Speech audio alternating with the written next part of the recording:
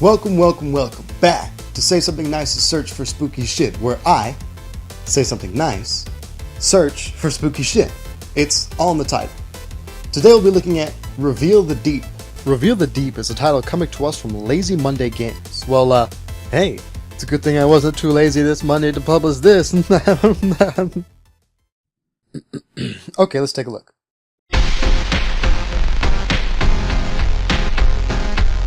Alright, so we hit play, the game drops right in, and... Fuck this game. No, I'm not doing it, no. Look, I have a problem with the ocean and other large bodies of water. The problem is that I have a phobia of them. I do not enjoy bridges or boats. I even get nervous standing over a large, deep pool. Now, I enjoy the beach as much as the next guy, but I keep a wary eye on the ocean. So a game that takes place in the ocean depths is already super tense for me. Who knows what dangers lurk down below? Deadly animals? Cthulhu? That Celine Dion song from the Titanic?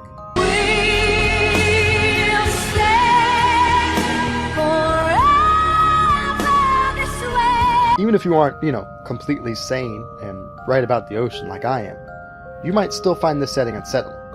The visuals are great. The pixel art is absolutely mesmerizing, and the way the light works in this game is wonderful, and it helps add to the atmosphere. For example, look how objects greatly reduce how much you can see by obscuring your flashlight. And look how dark certain portions of this game are. All of that mixed with the sheer size of your environment makes you feel tiny and completely alone. It's a feeling a deep-sea diver might get, and this color helps add to the feeling. Everything is blue.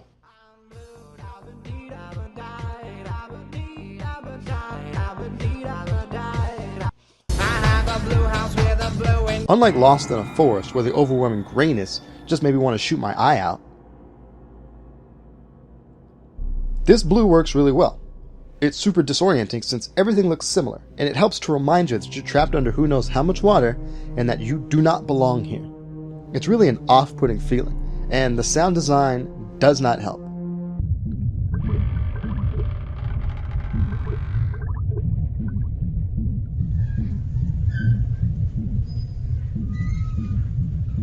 The sound design is quite frankly amazing.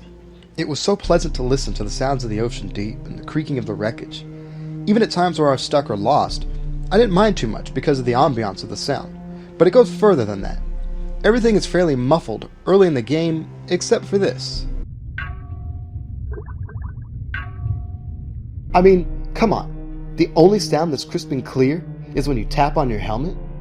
That's genius. Of course it's loud and clear. There's no water to muffle out the sound, or metal to block your ears like there is everything else in the game. It's a detail that most people would probably not even recognize, unless of course you're making awesome review videos.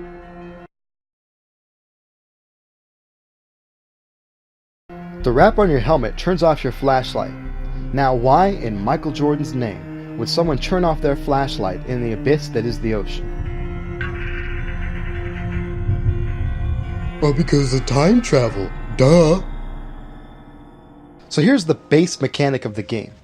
Your light being on or off affects various things in the environment that you use to solve puzzles.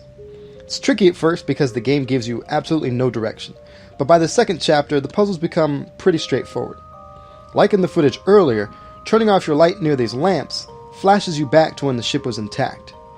It is in this state that you pick up most of the information in the game, from notes, diaries, and logs left by the passengers. But you also use this mechanic to cross into previously unreachable areas. With your light off, these cubes with eyes begin to float, and, you use them to float. Sure you figured that out. Look, this game has very good sound design, you get to explore, solve puzzles, it's pretty relaxing. Why am I playing this for October? I thought it was supposed to be a horror game. Oh yeah, I almost forgot. As the game progresses, things get a little bit more menacing. The notes you pick up turn from excited to insane. The artwork gets rather more macabre. Doors start to open, you hear weird noises, and these little blobs become more of a menace. These things attack you in certain areas of the game, and only light turns them away. They are stupid quick and attack in packs, but once you know how, they're pretty easy to deal with.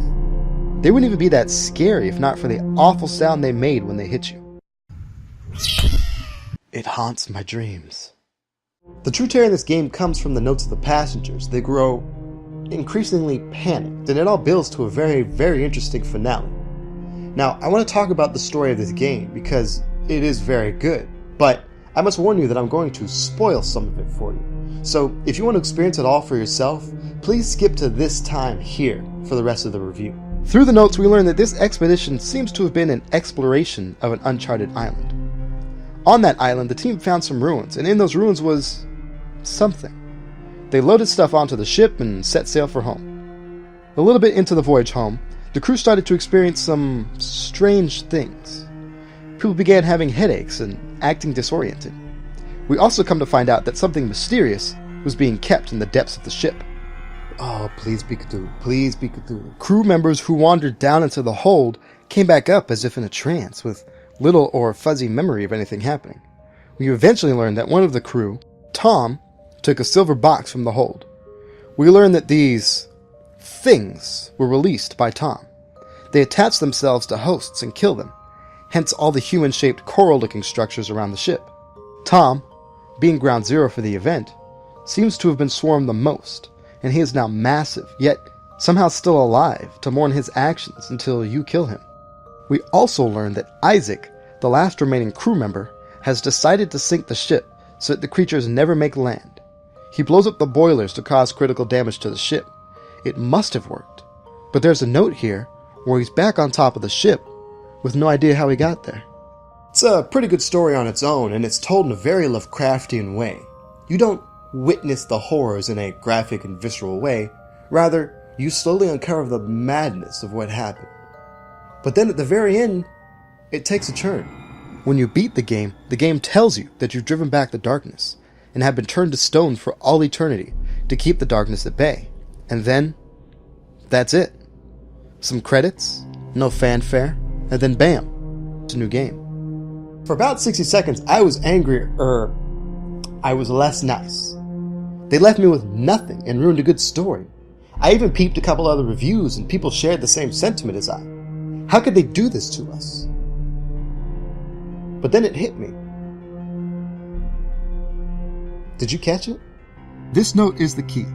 Isaac says he was just in the depths, but somehow found himself on the deck of the ship. Then he mentions there are diving suits there, and you'll notice they look identical to your characters, and that one is missing. The totems tell you that you are now forever the guardian of the ship. You were Isaac all along, and you must live out this constant loop to keep the darkness from spreading. So now, let's rewind a bit. The game starts with a cold open. You just start walking. This is because either Isaac is constantly running this loop, or he's awoken when needed. And then there's the flashbacks. At first this part of the game bothered me. How am I going back in time? Why not just warn the party if I can do that? But now it makes sense. I'm not actually traveling in time in any way. These are literally flashbacks that Isaac is having. But he doesn't have a clear memory of who he is or why he's here. The player character has awfully heavy footsteps and is rather immune to the attacks of the creatures who it is established kills people by attaching to their skin. I thought both of these things could be explained by the suit, but I didn't feel comfortable with that explanation completely covering everything. But if Isaac is now a man made of stone, that helps explain at least why the creatures can't really hurt him. This whole time I was wondering, why am I here? Who am I? Who sent me? You're given no indication at all during the game, and you start to forget about it. So when the realization hits you, it's supremely impactful. But it goes beyond just a twist ending. You begin to realize that all the interesting choices the developers made had a purpose. A good twist ending is good when it makes sense in context. This one made sense when put against the rest of the game. And the best part about it all is, I may be completely wrong. Your interpretation is just as valid. This is something video games do that other mediums struggle with. They create a story that we all interact with and experience differently. I was a little light on gameplay details because it's a simple puzzle platformer.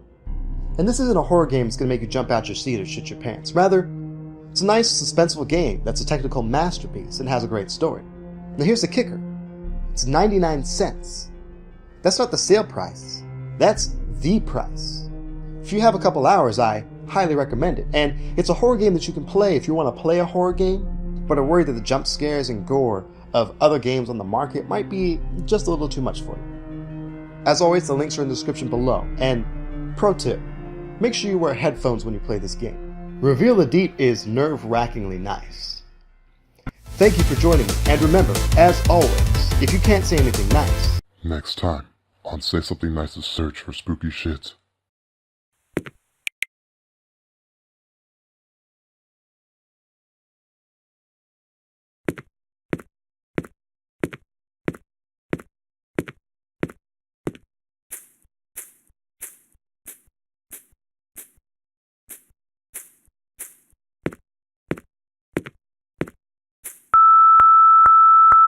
hey, thanks for watching. Comment below and tell me what you think about this game. Have you played it? If so, what'd you think? If not, does it look like something you'd want to try? If you like this video and you want to see more, feel free to hit that subscribe button.